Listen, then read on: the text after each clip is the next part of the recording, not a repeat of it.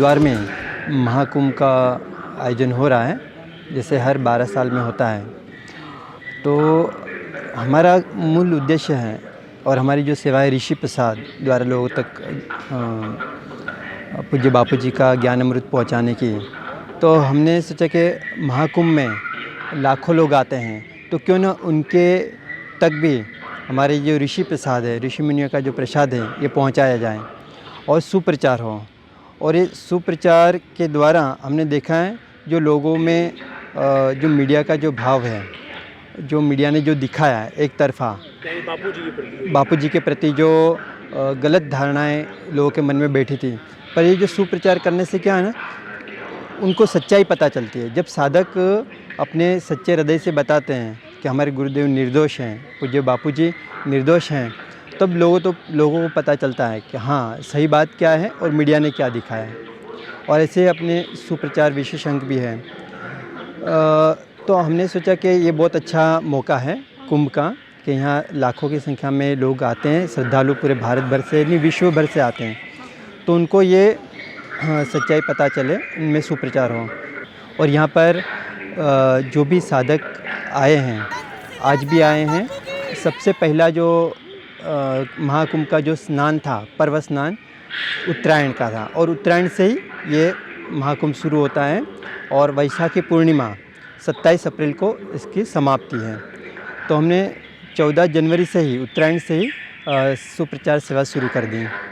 और दिल्ली और आसपास के क्षेत्र से, चंडीगढ़ से भी लोग आए हैं, तो आना शुरू हुए, देहरादून से आए और उन्होंने बहुत ही अच्छे ढंग से यहाँ सेवा की। और उनके लिए सब प्रारूप क्या रहता है सेवा का? मतलब वो आते हैं तो उनकी रहने की क्या व्यवस्था है, क्या नियम रेगुलेशन आपकी तरह गाइडलाइंस जो आए हैं? रहने की बहुत अच्छी सुविधा है। और जो भी साधक यहाँ पर, जैसे आश्रम का जो नियम है उसी तरह से नियम का पालन करते हैं वहाँ पर। और सुबह का जो है जप ध्यान 4 बजे से उठ जाते हैं, उठना शुरू होते हैं, अपना नित्य कर्म करके, गंगा स्नान करके और फिर संध्या वंदन करके 8 बजे से सेवा में लगना शुरू हो जाते हैं।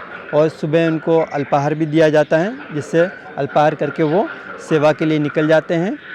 फिर 2 घंटा सेवा करके फिर 10 साढ़े 10 बजे तक वापस आते हैं। फिर भोजन प्रसादी की व्यवस्था होती है सभी के लिए। जो भी आश्रम का जो भोजन है आश्रम से मंगाया जाता है और सभी बहुत ही प्रेम से ग्रहण करते हैं आश्रम का जो प्रसाद है। और वो करते करते 12 के करीब हो जाते हैं और संध्या करके फिर वापस सेवा के लिए निकल जाते हैं।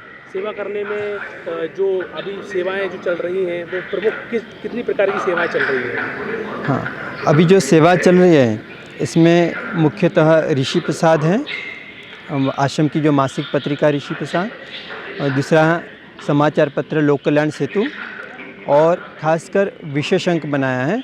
इस विशेष अंक को सुप्रचार के निमित्त बनाया है।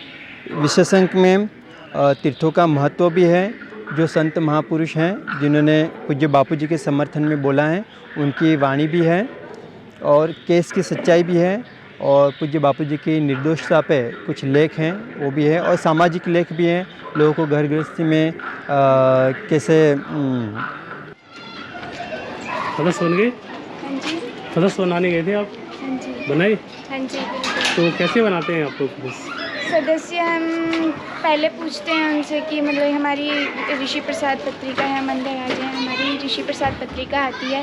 इसमें काफ़ी कुछ गीता भागवत सत्संग है और हर एज ग्रुप के लिए कुछ ना कुछ होता है। और अभी जो है कुंभ जैसे चल रहा है, वैसे तो इसकी 65 रुपये है मैगज़ीन की मेंबरशिप साल भर की, लेकिन अभी 40 रुपये किया हुआ है, 25 रुपये डिस्काउंट है।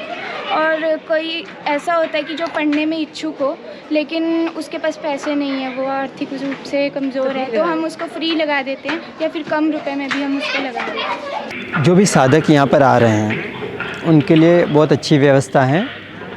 धर्मशालाएँ भी हैं, ये हर की पौड़ी के पास, रेलवे स्टेशन के पास। अभी जो साधक आए हैं कुछ वहाँ रुके हुए हैं, कुछ यहाँ आश्रम में रुके हुए हैं। जो हरिद्वार का जो पूज्य बापू जी का आश्रम है हरिपुर कला में, वहाँ पर भी कुछ साधक रुके हुए हैं। जो यहाँ पर आसपास से क्षेत्र में सेवा कर रहे हैं, अभियान कर रहे हैं।